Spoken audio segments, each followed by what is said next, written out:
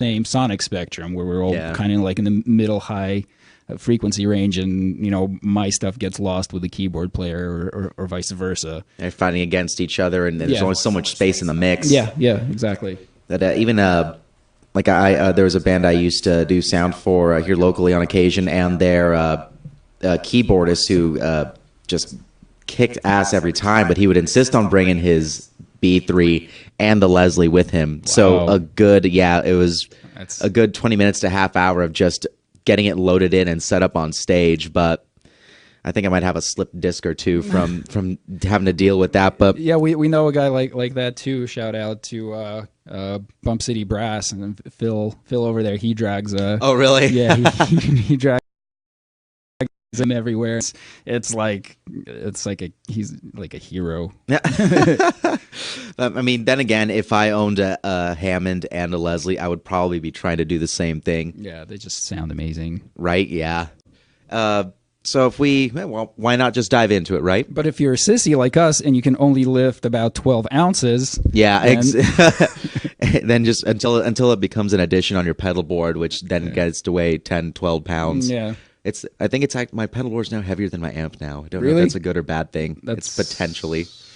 and your amp, you got the Earthquake and Devices, that big white. Yes, yeah, I do have the sound projector. What's the model? Sound projector? Sound Projector 25, and that's my baby right there. I love that thing. And the head is light, but that cabinet is one solid built cabinet. But actually, you know what? This weekend, I'm going to have to weigh them both and see which one is heavier, the cab or my pedal board. There's not even that much on there. But yeah, the first one we'll try out is the B9, which has 5 controls. It has separate effect or organ, which is the wet side, and dry volumes.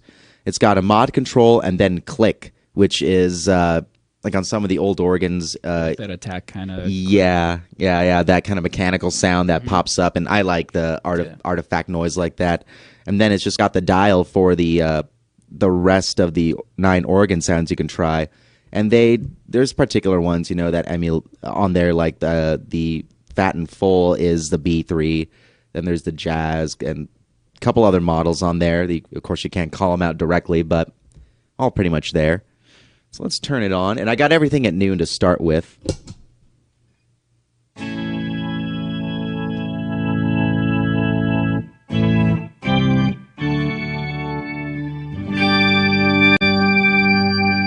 So let's turn down the dry just a little bit and turn the organ or wet up. And click's fine about right where it is. Now, we were trying to figure out before the show started, like the Light My Fire intro, which I can't. I'm terrible with listening to something and then trying to play it immediately. Paul's a little bit better at it, much better at it than me. 10% of it from just messing around. Let's give it a shot. See what you can do.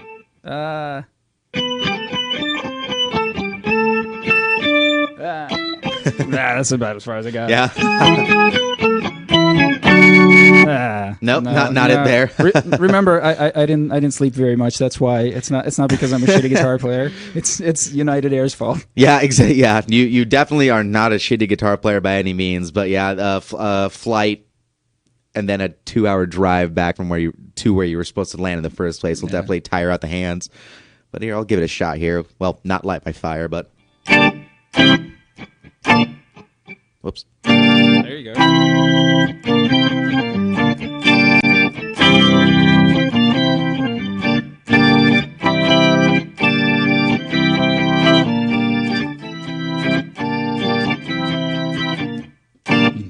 It would be untrue. That was a little Santana there, but let's dial out the click. Actually, let's jump through and see. There we are.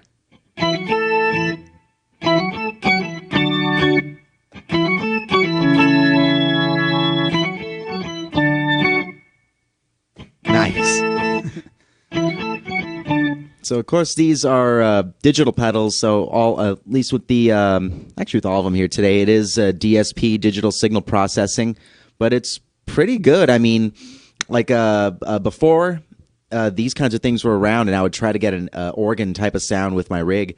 I would be using, a whammy or a pog, any kind of octave divider, and a phaser running fairly slow after to kind of emulate a little bit of that modulation. But it was a different sort of sound, not exactly on. And these are, without having to go MIDI and into a laptop or into like a V guitar system, just running straight through. This is pretty awesome. Yeah, for sure. And they actually give you stereo outs. Well, not stereo, but you can do a dry out and the wet organ out in case you want to split it out and sound like you do have a separate organist around. Oh, cool. Let's dial through. Oh, there we are. Nice and full. And I was reading up on these before, and some people were saying you have to be kind of careful if you play more than a triad. Sometimes it gets muddy, but I'm not seeing too much of it. It's like a full chord sounds pretty solid. Yeah, not bad at all.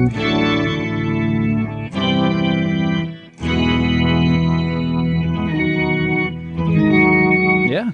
And I think, especially with an effect like this, if you have like high output pickups that are kind of driving the front end of it anyway, or maybe something that's a pickup choice on there that's a bit more mid-range, much more mid-range focused, then I could see it getting a little muddy. But we're running this very clean through relatively not super high output pickups. Actually, the neck, the P90, it's is that a Fat Cat? It's a guitar fetish. The GFS? GFS P90. It's actually for a single coil. It's a pretty chunky.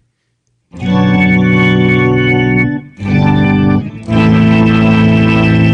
you do hear it distorting a little bit. Yeah. But still, it's not too bad.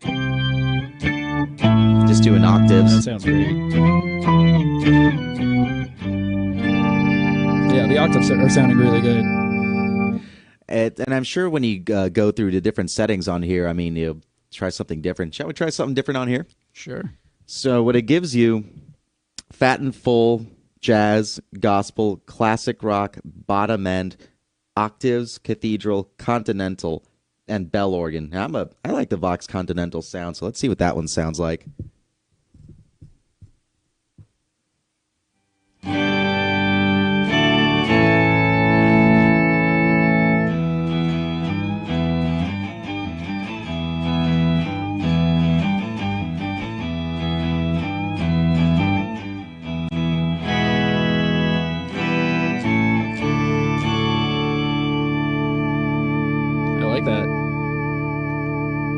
Ooh, wow. Ooh, there's that Dorsey sound again. Yeah, back to it. I actually don't know any Doors songs.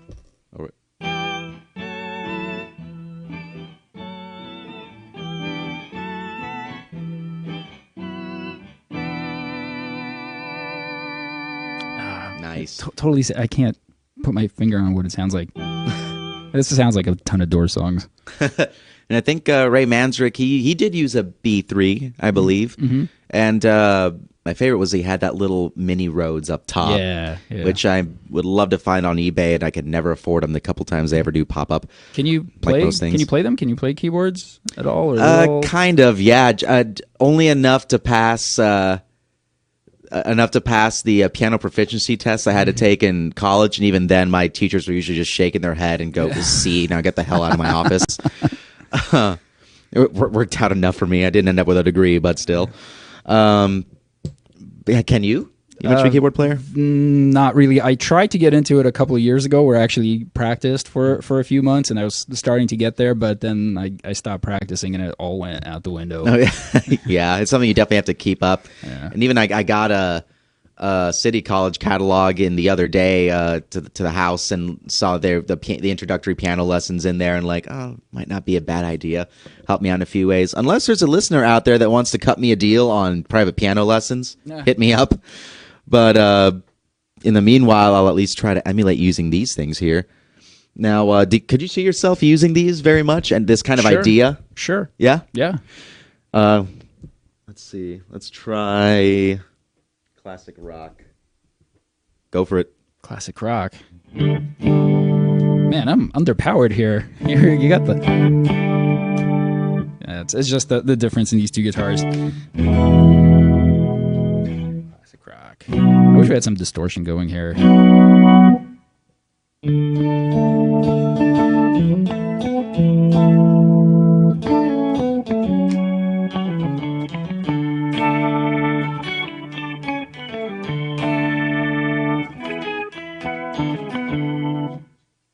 it playing before?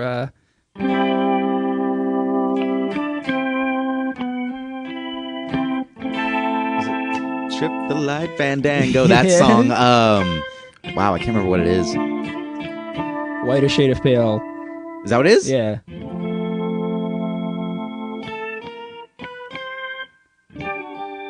I think I only know the intro from like the Big Lebowski. I don't think I even know the whole song. Cool song. I love the organ sound on that. Yeah. I'm not sure if it's the one we're using now. Maybe it was the B9 originally, but It might have been on electric piano, which we'll get into on the Key 9. But you know, it's for I could definitely see. I mean, these actually all of these have been out for a couple of years now, and I think the Organizer came out before the Electro-Harmonix ones. But you know, I know a lot of bands who, especially on the cover band and tribute band side, where they, you know, there's three guys basically doing bar gigs, and they don't want to get a keyboard player and have to pay out the extra little bit of door they make. Yeah. So I could definitely see a lot of keyboard players. Yeah, they're always so demanding. But I could definitely see a lot of people on that side, you know, picking these up just, you know, you playing Light My Fire in your, you know, Friday night tribute band, and you don't have access to a keyboardist, or, you know, not enough stage space for that B9 and Leslie they want to drag up. But this could definitely do the trick for them. And even on the more experimental side, like when I was reading up on these earlier, Electro-Harmonix suggested not putting a distortion or overdrive or fuzz in front of it, putting one behind if you really want to. But I'm a fan of weird synthy kind of sounds, and I can definitely imagine with a fuzz. I should have brought one today to try it out with these. Well, like if you want to go for like a John Lord sound, it would sound better if you put it behind it. That's what they say, but I mean, if you just write your gain stages the right way, you know, just don't, you know, I mean, why not max it out, in my opinion? But if you can, you know, just give it a shot and see if you can level something out in front of it. Why not have a super distorted organ sort of sound? That would be really rad for, you know, guitar solos too. Yeah. You have that all that octave and synthesis pitch, and then you have the modulation on it. There you got a little vibrato in the back with some distortion or fuzz would be pretty awesome. Yeah. And let's try another one on here. Let's see, any choice between jazz, gospel, cathedral, or octaves you want to try? Let me hear octaves.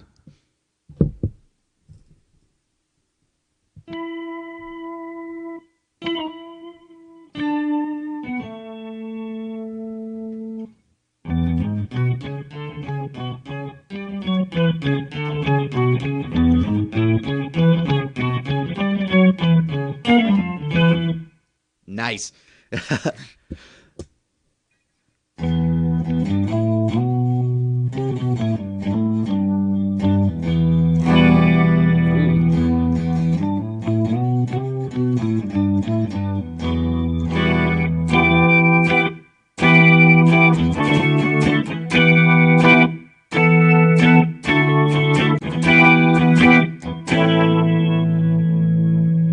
So you can do some cool chordal work with it. Yeah. But I always had the most fun like doing like finger picking stuff on these. Let's try and see one that's a little bit more thick than that.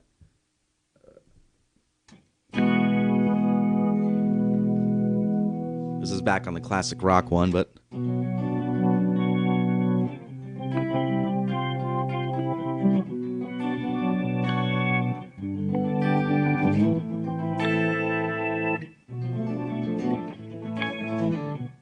it's the only way I will ever be able to imitate like keyboardist dexterity is faking it with these.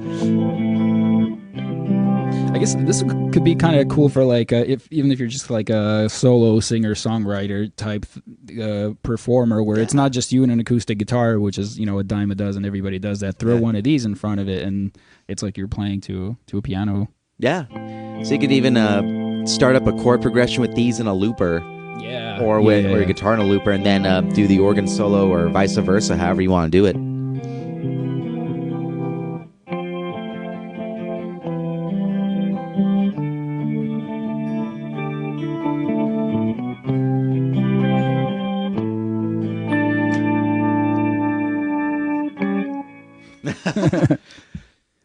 These pedals really like sus chords. Yeah, it's fun to do something like that. Yeah. Let's try another one on here. I want to see what the jazz sounds like.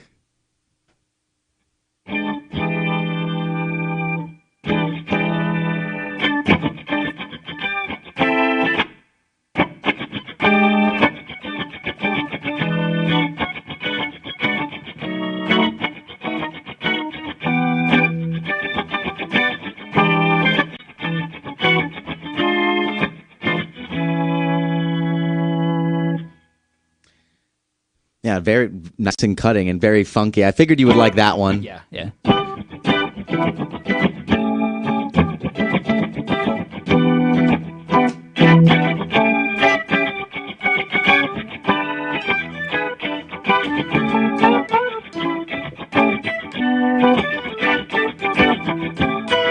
Do it.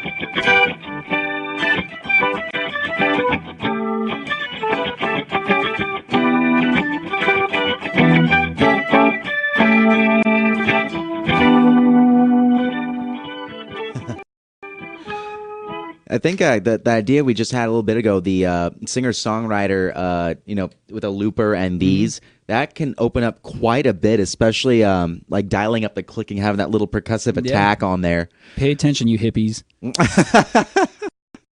I want you to say that at least once a show. That we need to make shirts that say that. Pay attention, you hippies. Don't be afraid of the electronics. Don't be afraid of the machine.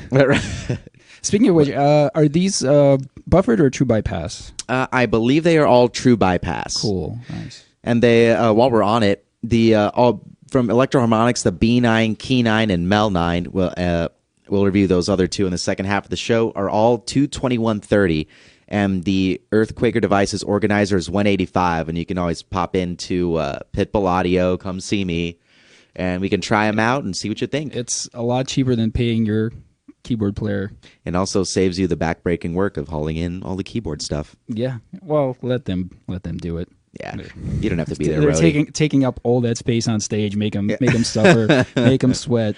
And hogging the monitors too while we're at it. Yeah, that's all. They don't deserve any better than that. But so far, what do you think of the sound of the B9 overall? It's really cool. I'm really glad we finally got a chance to bring this. I just kind of like saw a bunch of YouTube videos on it, and I was always like, I gotta try this. So I'm really glad I got a chance to check it out. We're heading into a break. We'll be back in just a couple of minutes. Stay tuned. We're gonna review the Key 9, the Mel 9, and the Earthquaker Organizer. This is Sharpen the Axe on EnterTalk Radio. We'll be right back. Stay tuned.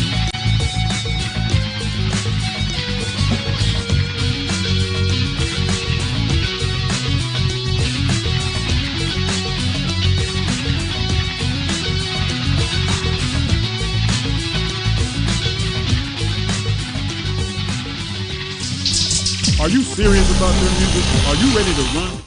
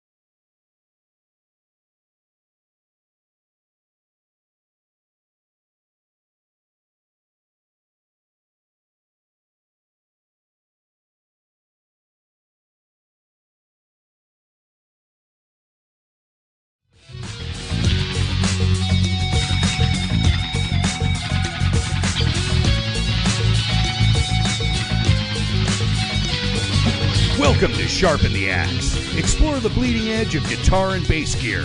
Discover a sound uniquely your own and cut through the noise.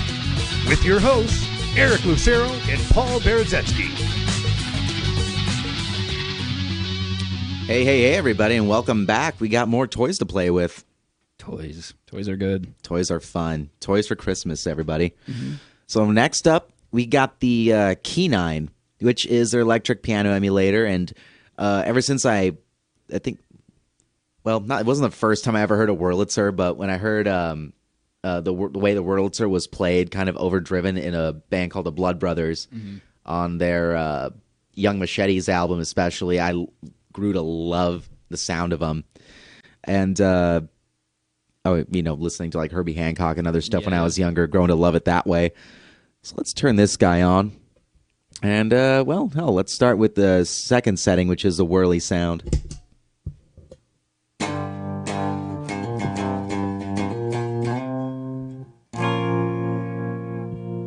Turn up the keys just so it can be heard. And on this one, I'll explain the controls real quick. You have the selector for your 9 electric keyboard sounds. You have the dry volume, the keys volume, which I've turned up, and control 1 or 2, which tends to be modulation and speed, like a tremolo, depth, and speed, for example. Kind of varies depending on which setting you're on. So let's turn the tremolo up and speed it up a little.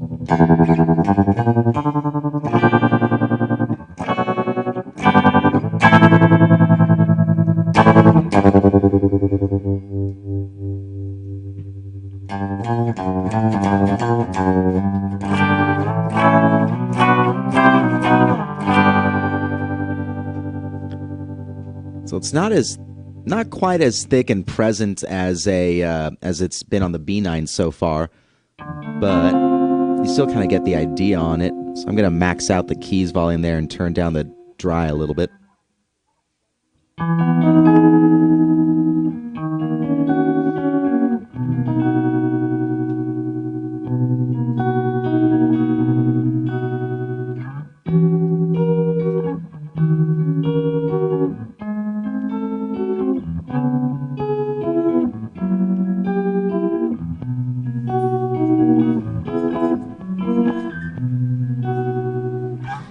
So this one's still very guitar-y, at least on this setting. Yeah. But you do kind of get that light feeling of modulation over it. It's a cool sound. Right? And actually, I kind of like the tremolo on it. It's very...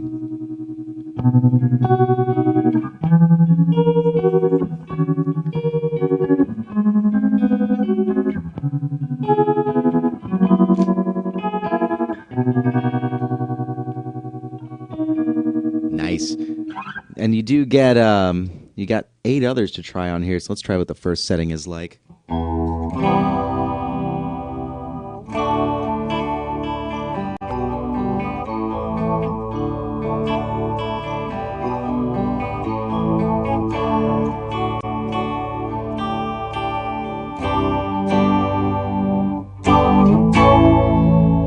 Handles chords pretty well. Let's see what the modulation does. Kind of chorusy. Yeah. My go-to on chorus. Nice. You hear the click in the background, yeah. Which I hadn't noticed on this one before. That's so cool. Almost sounds like you're kind of playing behind the headstock. Yeah, a little bit, yeah. Yeah, wow, it does kind of have that same sort of tone on there.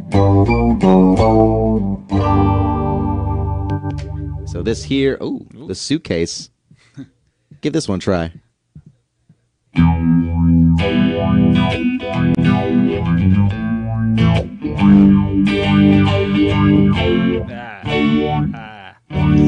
forgot.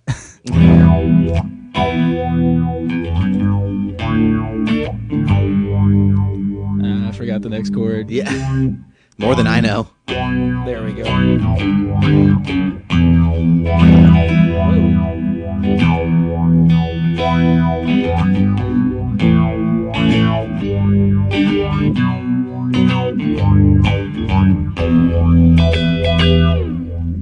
Nice, yeah.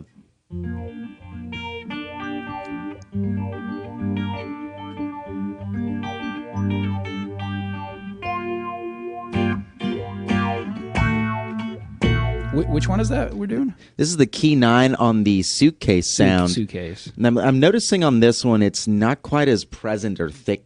I think I might have stated this before, but as the B9, but still you can get some cool timbres out of it. So let's go. I think we tried the 88 earlier. We were kind of fond of this one.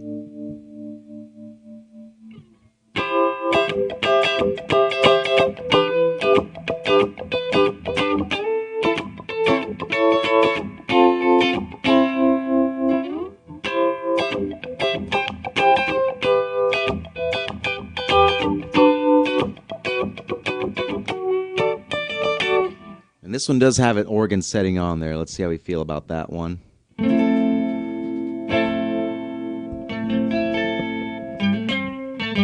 So I'm going to cut the dry volume to hear more of the effect. Yeah. Huh.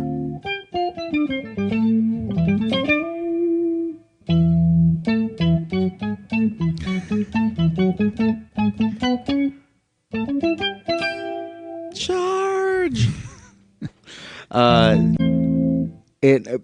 It kind of has a Casio keyboardy sort of sound, a little bit on that electric side for sure, but still, it's like I can see putting a compressor before this to fatten it up a bit. Yeah, a compressor or a booster or a little bit of overdrive or something. Something, yeah, and put a little reverb or another, something, and whatever you want in the chain afterwards, really, to make this thing really pop out. But giving it a some sort of little spice over it would definitely help out a bit. But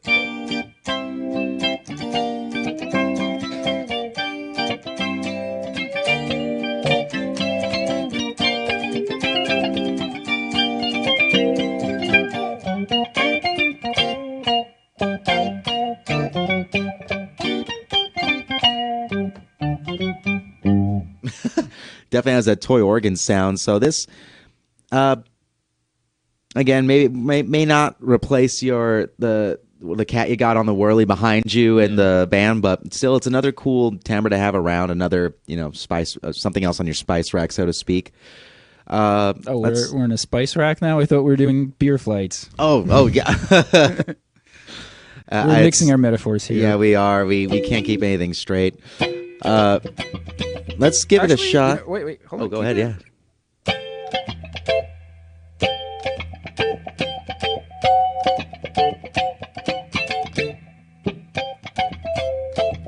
Nice. Trying to do like this Prince kind of like thin. Yeah. Very thin, funky guitar. I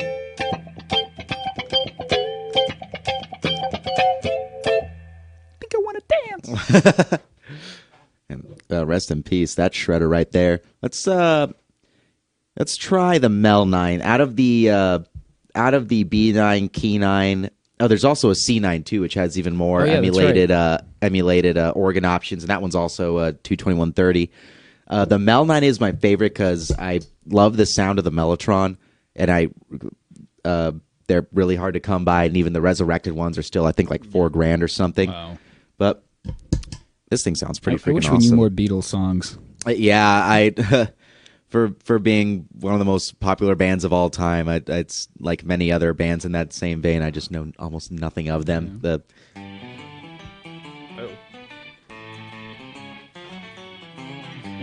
Can you crank it up on the pedal? Oh, of course, I play it right, and it's not really playing. Turn the attack down so it's... Oh, and on this one, you got your dry volume, effect volume, attack, and sustain, which is acting as a release, and your 9 choices of Mellotron voices. I'm on the first one here, which is the orchestra.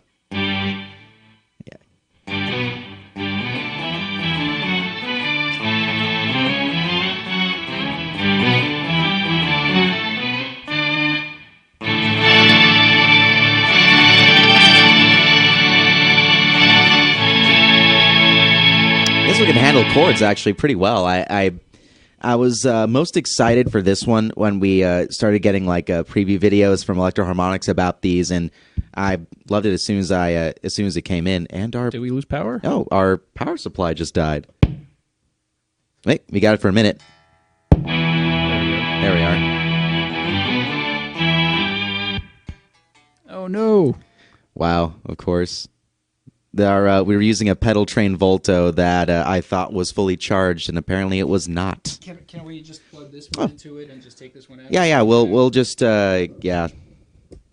Sorry, folks. A little bit of trouble there. Or actually, I don't know if that. I don't think it won't work that way. We'll just plug it direct in.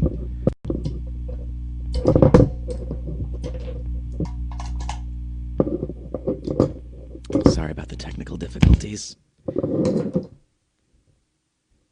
I had asked coworkers at work to not use this one so I could use it for the show, and they used it despite my asking them not to.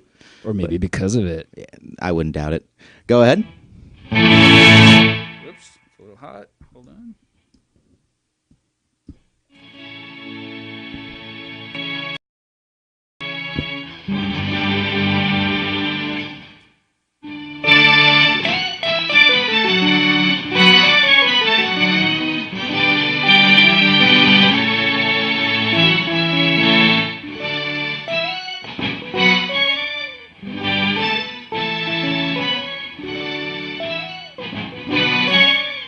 I don't know why I'm playing that. It sounded almost like Dear Maker to me, Yeah, Led Zeppelin. it is, was. yeah. I just don't. That's not necessarily the best song to play with this sound. Ooh, dark. Right. And let's jump up and let's try the cello. I really like the cello one when I try this thing. There we go. It's really nice. And the thing about the Mellotrons, they had that sort of almost sounds like a reverse delay or reverse reverb sort of attack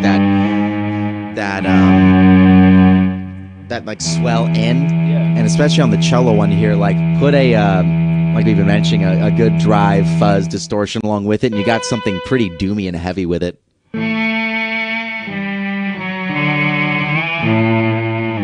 And it seems to be acting better in the lower register where a cello would be found.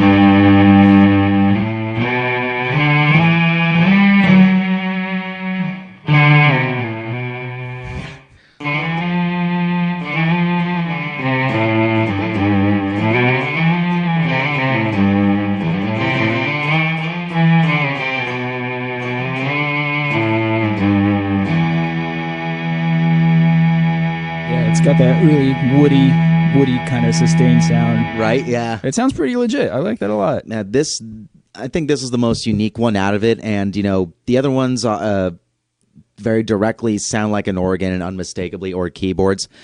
This one I think you can get the most creative with, again, mixing it with other effects, place it in different places in your chain, and feel free to get weird with all of them really, but the Mel 9 I think especially takes to it. Now the flute is another.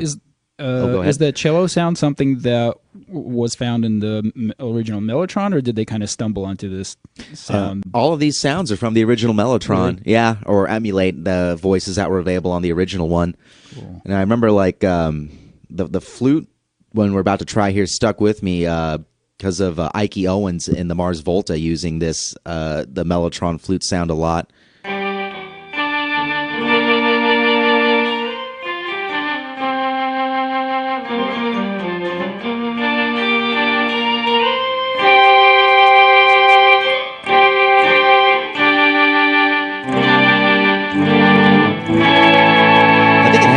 I think it handles chords pretty well. Yeah, doesn't necessarily sound like a chord of flutes, maybe, but that's a cool sound. Right.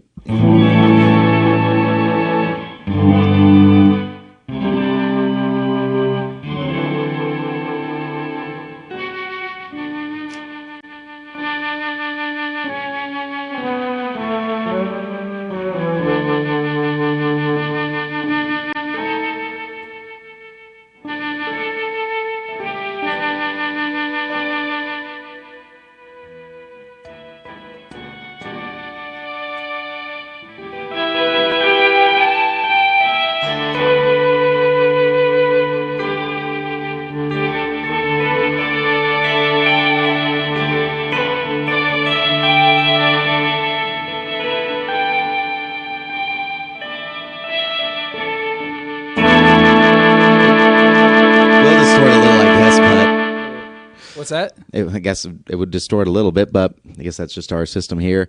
Let's try something else on here. Let's go with the brass.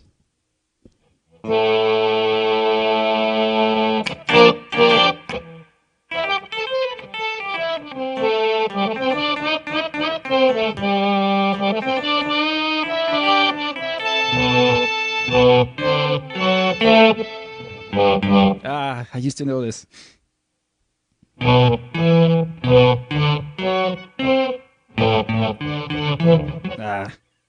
forgot. I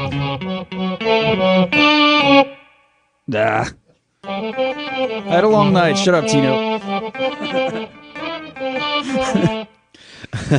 Yeah, lack of rest does affect your playing. No, I haven't practiced. I learned that song like a year ago and I haven't revisited it. Proctor said, hey. Oh. Oh, hey, a shout out to Kevin Proctor of Iconic Guitars. What's up, buddy? Glad you're listening in.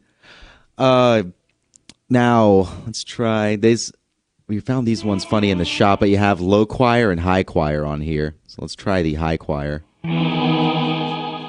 Oh, hello to Jackie Bertone as well.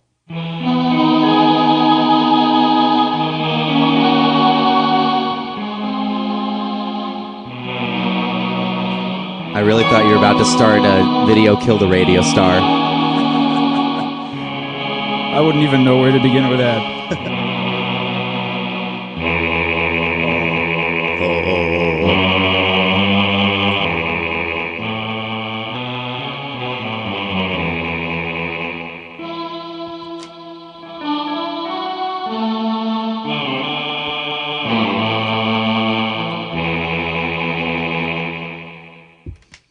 Interesting. Yeah, right. Yeah. Again, it's something that's a little out there and one of those things that you never knew that you would want to try. Yeah. Because, again, I never thought I would see a Mellotron emulating pedal that didn't require, a V guitar pickup or a MIDI pickup and a whole lot of extra processing. But I'm very stoked that Electro-Harmonix has managed to fit these into these, fairly compact enclosures that sound pretty awesome. It's opening up your playing, opening up your mind, right? Yeah. Now, with the time we got left, let's move on to the last one. So I'll just take a minute here to plug that in. I'll mute it this time so we sound like professionals and we don't get a bunch of buzzing and humming. Oh, yeah. And popping. Yeah, sorry about all that, folks. And coming up next, we have the Earthquaker Devices Organizer.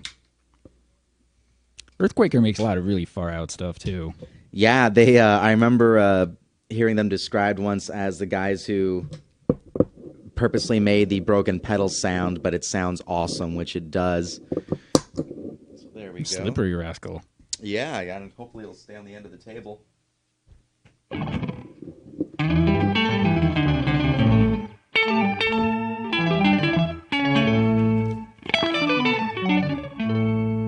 So to explain the controls on here, you have up, which is octave up, octave down. Choir adds another octave above and below the other two. Excuse me. And the lag control is like attack on the Mellotron, a tone cut, and then the direct volume. So I have everything roughly at noon there. Give that a shot and see what happens. I'll put the lag down to instant to see people can see what it sounds like and start with the choir down.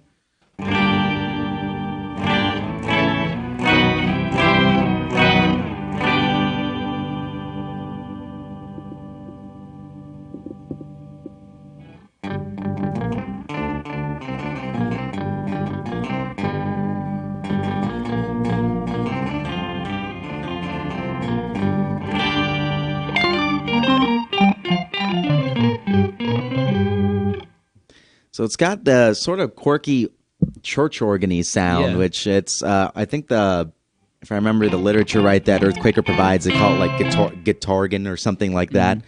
But it's leaning in an organ direction. I don't know if they were really trying to be exact on point about having the organ sound, but before the B9, C9, Key 9, Mel 9 came out, this was the one I would always point people to that wanted that idea.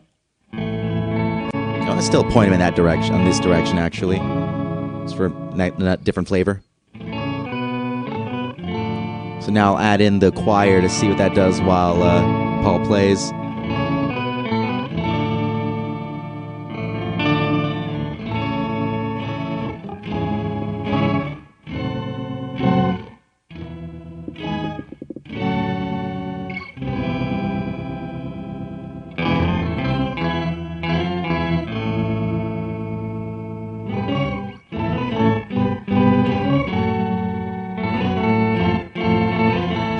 Go.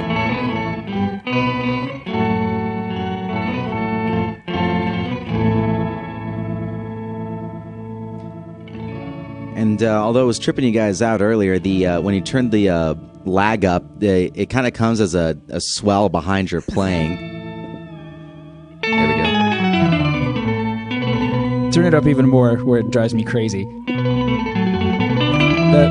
That reminds me of like bad lag, like when trying to record through a digital audio workstation, and you're just having too much latency. Yeah, screws up your playing. So this is a way to like face your fear. You got this pedal, you play like this, you just learn to be on time, and then it doesn't phase you anymore. There you go. Learn to be on lag. There you go. Yeah. That's a cool sound, though.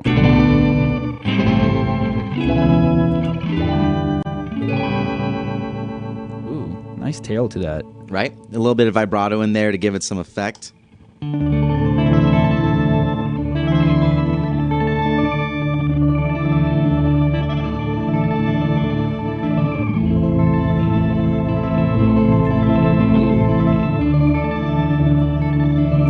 Take you to a faraway land with magical pixie dust, fairies.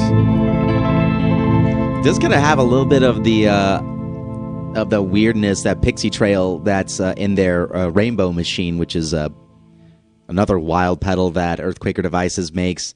But it's again, because it's not trying to be an organ directly so much; it's trying to be something else that just gives it another cool option. You know, oh, by the way, when you're playing and you twist the lag, it makes this cool sound.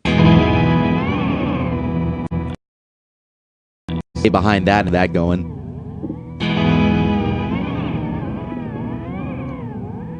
This is really what I do at my practice room, is I just make strange noises and keep trying to figure out ways to mess with them.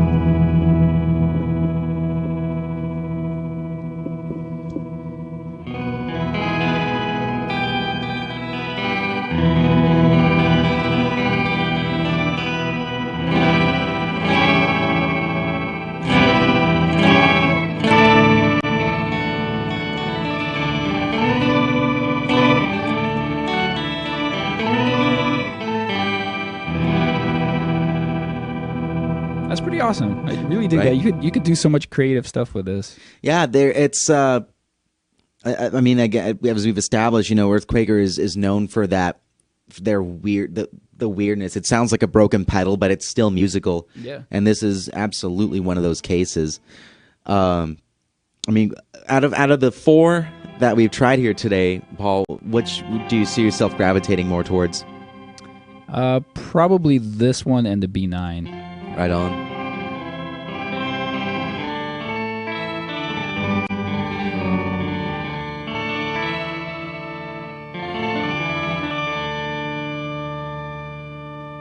Love that harmonic in there. Right? And for some reason, it reminds me of a harpsichord a little bit, too. Something in the attack. Yeah.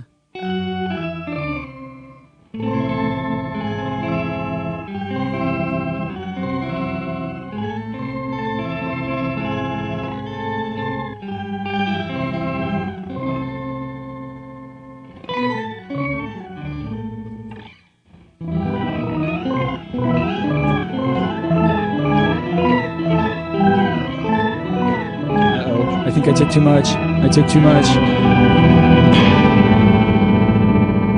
It's definitely a different option to just throw into your pedal board once in a while, or open up your mind a little bit and follow the pixie trails. Very, very cool. So a lot of really cool options for, getting away from your standard, whatever, wah, delay, distortion, chorus. Yeah, and trying to get that keyboard sound down as best you can. But I mean, when you want to just get a little part down and have that Vox Continental or Wurlitzer sound or Hammond B3 tone ready, the B9, Key 9, C9 are there for you. But the Mel 9 and Organ-ized are definitely for the more, in my opinion, at least more for the experimental musician. Yeah, for sure.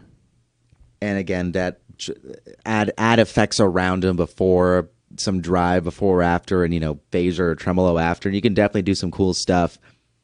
Yeah, and just trying to mix these with something else, a chorus or a phase or some of the more standard stuff on your board would probably come up with some trippy stuff as well.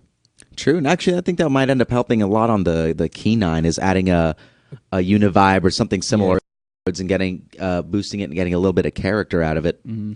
But nonetheless, I mean, they've been popular sellers for us over at Pitbull Audio, and people are always tripped out when they try them. But for all the Electro-Harmonix ones, they are $221.30. That's not that expensive, and the organizer from Earthquaker Devices is just $185. So come on in, guys, try them out, see if they're for you. Yeah, great for if you're doing covers and you want to throw in a recognizable part, or just to experiment. Yeah. And remember, guys, we are giving away a VM Pro with Mission Engineering. So go to Mission Engineering's site and enter there. Share for yet one more entry, and click that Learn button to answer the trivia question for another chance to win that buffered VM Pro from Volume Pedal from Mission Engineering. It sounds like it's almost too hard not to win. Right? Yeah. I mean, you got 3 chances there. What more do you need? Yeah, the odds are completely stacked in your favor. True. No excuses. Get yourself a VM Pro. Yeah, a buffered volume pedal. It'll help you out. So very cool. I guess that's it for us. We'll see you next time. This has been Sharpen the Axe. Sharpen the Axe with me, Eric Lucero, and Paul. We'll see you guys next time. We got some really cool stuff in the works that we're dying to get our hands on. Yes. Hopefully, if it works out, we'll bring it to you next week. So keep experimenting, keep exploring, find your unique sound. We'll see you next time. Thank you, Paul.